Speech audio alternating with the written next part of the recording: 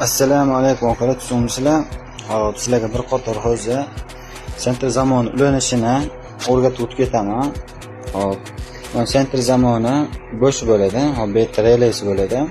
Mana shunday o'sha relasiga tushadi. Hop, ulanish prinsipini bir qator o'rgatib ketaman. Mana qorasi minus bo'ladi. Постоянный minus, qizilsimon постоянный plus bo'ladi. Hop, mana ko'ksi ham qolgan 3 ta eshikka ketish bo'ladi. Ochiq yopdi bo'ladi mana ikkitasi.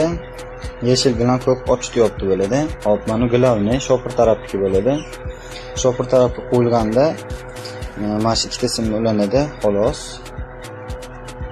Mana shu ikkitasini ulasani B'dan bosganingizda no'rindan chiqib 3 ta eshikni ishlatadi. Shopir tarafdagi mana ko'k bilan yashil pult qo'llanadi.